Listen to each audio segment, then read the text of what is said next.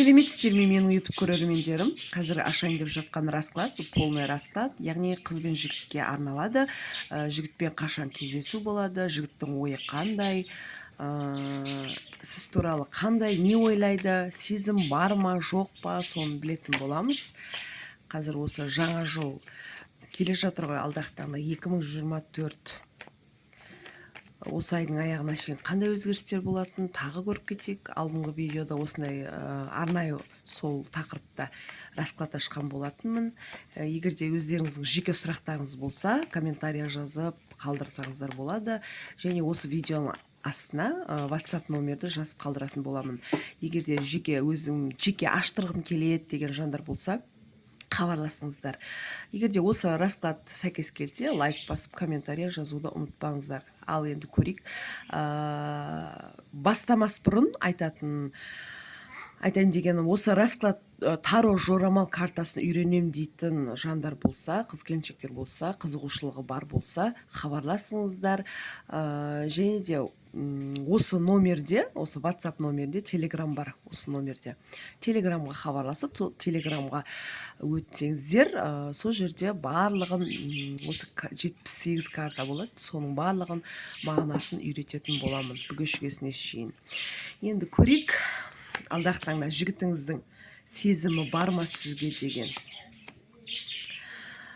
Так, екеулеріңіздің араларыңызда мінездеріңіз сәйкес келмей тұр. Бұл жерде бір қаражат мәселесіне байланысты болып тұр да, екеулеріңіздің ұрыстарыңыз, может сізден қарыз алған болуы мүмкін, жігітіңіз болмаса, сіз одан деген сияқты бір қаржы мәселесі байланыстырады екеулеріңіздің араларыңызда. Мінездеріңіз сәйкес келмейді, бірақ бір-бірлеріңізді қимайсыздар. Бұл жерде нақты жігіттің ойы сізге деген интимный арақатынасты ойлайды. Екеулеріңіз арақатынастарыңызда жігіт бұл жерде төппек, яғни арақатынаста, интимный арақатынасты қалайды, жаңағыдай кету туралы тұр мына жерде. Бір кішкене үзілісті қалайтын сияқты жігіттің өзі. Жігіттің өзі үзілісті қалайды деп тұр, ойлайды ма? Қазіргі таңда екі жақта болуларыңыз мүмкін. Тек қана бір көп емес, анда-санда хат алмасу бар. Өйткені сіз күтесіз бұл жігітті. Сізге қарап түсіп тұр да карта. Енді ары қарай көрейік. Жігітте не болып жатқанын көрейік. Қандай жағдай болып жатыр. Бұл жерде сізді ойлайды. Бірақ жігітке жол түсіп тұр. Жігіт кетуі мүмкін алдағы таңда. Может, кетіп те қалуы мүмкін. Бірақ екеулеріңіз күнге емес, күнде хат алмасу деп айта алмаймын. Бұл жерде анда-санда. И то өзіңіз хабарға шығуыңыз мүмкін да бұл жерде. Бір-бірлеріңізді ойлайсыздар, қимайсыздар, бірақ жігіттің өзі үзіліс керек деп тұр. Перемена, яғни бір жерге кету. Семья, не кедергі, семья түсіп тұр. Может, сізде болуы мүмкін, может, жігітте болуы мүмкін. Екі ортада, екі арақатынаста семья кедергі дейді. Енді бұл жерде жаңа жылда келеді ме, сыйлықпен деген сияқты солай ойлайтыныңызды біліп тұр бұл. Осы жаңа жылдың соңына дейін қандай өзгерістер болады, көрейік. Қандай өзгерістер болады. Бұл жерде жігіттің келуі, келмеуі екі талай деп тұр, ойланып тұр, может, жаңа жылда да келмеуі мүмкін деп тұр да. Солай ойлап тұр жігіт. Бірақ связь болады.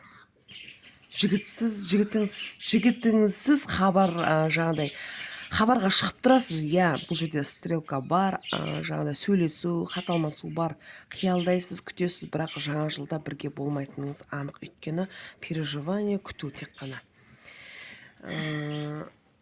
Сіз туралы қандай, не ойлайды? Қызғанады, яғни жігіті бар дейді.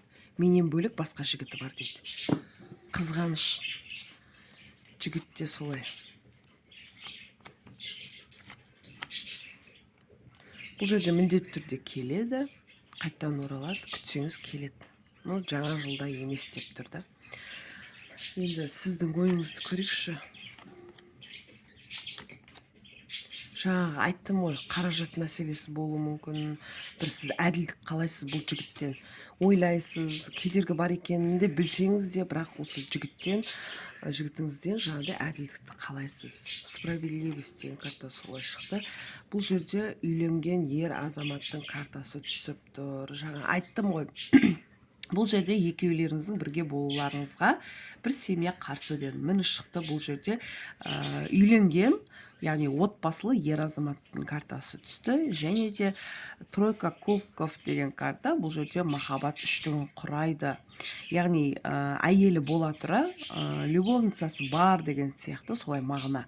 Бұл жерде әлі де жалғасады деп тұр. Бұл жерде ағашты көріп тұрсыздар. Ағаш жаңағыдай көгеріп өсіп жаңағыдай жапырақтарын көріп тұрсыз ғой. Әлі де бітпеген арақатынас, кішкене пауза болса да, бірақ жаңағыдай махаббат үштігі жалғасады деп тұр. Жаңа жылдан кейін кездесу болады ма? Болады. Өйткені бұл жерде уақытты көрсетеді. Сіз бітті ме, арақатынас болды ма деген сияқты бір сенімсіздік болады. Бірақ ешқандай переживать етпеу керек. Өйткені бұл жерде уақыт дейді, арада уақыт өтеді, яғни жұмысқа барып келу деген сияқты. Қай айда? Бұл жерде жаңа жылдан кейін осы январь ай келеді ғой, 2025, соның басында, айдың басында болуы мүмкін. Және де сіз ақылға келу керек деп тұр. Иерофант деген карта түсіп тұр. Яғни ақылға келу керек, барлығын ақылмен шешу керек деген карталарды көріп тұрсыздар.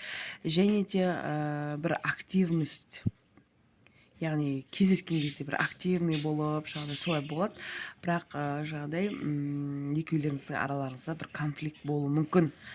Яғни айдың осы келесі айдың соңына дейін да, өйткені бұл жерде сіз бір жаңағыдай действие болмай қалады да бұл жерде.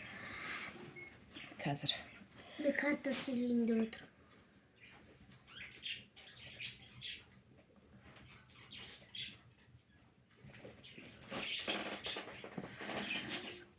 Әрі жалғастырайық. Яғни осы январь айының соңына дейін бір кескілшілік болуы мүмкін деп тұр.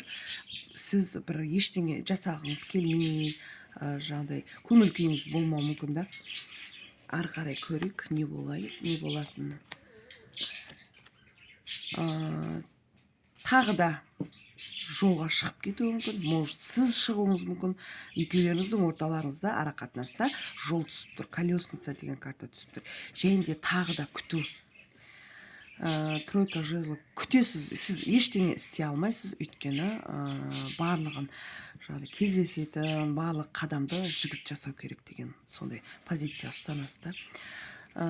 Бұл жерде кедергі деген айттым. Іштей бір арпалысу, неге мен осы жігітпен жүрмін деген сияқты. Сондай бір арпалысты көріп тұрмын. Сіздің жан дүниеңіз осылай болып тұрады.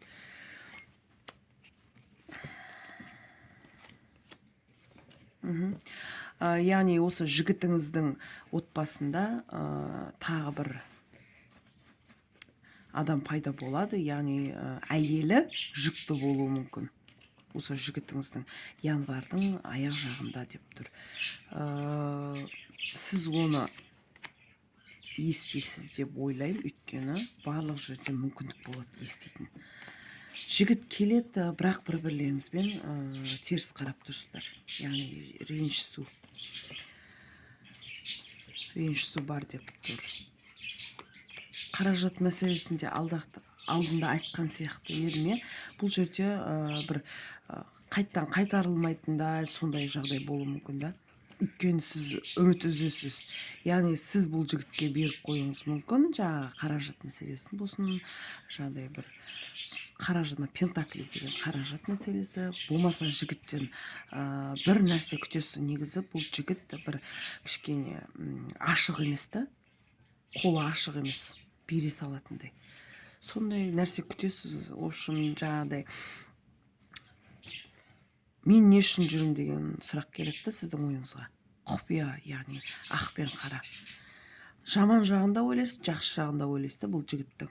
Сондықтан болашақ көрмейтініңіз анық ол.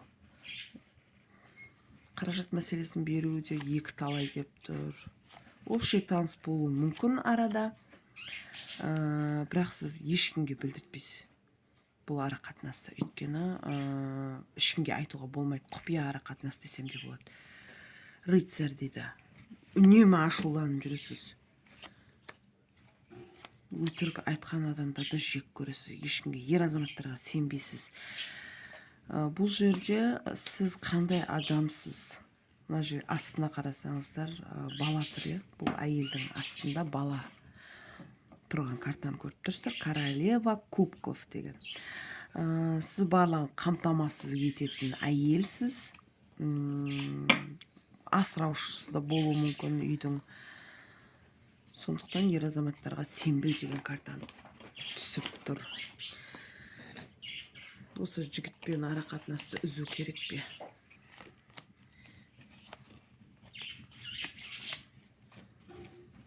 Сіз үзем деп ойлайсыз. Осы ара қатынасты болды, бітті, барлығы аяқталды деп ойлайсыз, бірақ бұл жігіт келе береді, қайта-қайта жазады. Ұмытам деп келе жатқанда жазады да. И одан кейін тағы да күту, бір внимание жетіспейді да сізге. Бала шағаңызды ойлайсыз, жігітті ойлайсыз, жұмысты ойлайсыз. В общем, осылай өмір өтіп жатыр. Егер де жеке расклад аштырғыларыңыз келсе, осы видеоның астына WhatsApp номерімді жазып қалдыратын боламын. Комментария жазып, каналыма тіркеп, лайк басып кетіңіздер. Сау болыңыздар.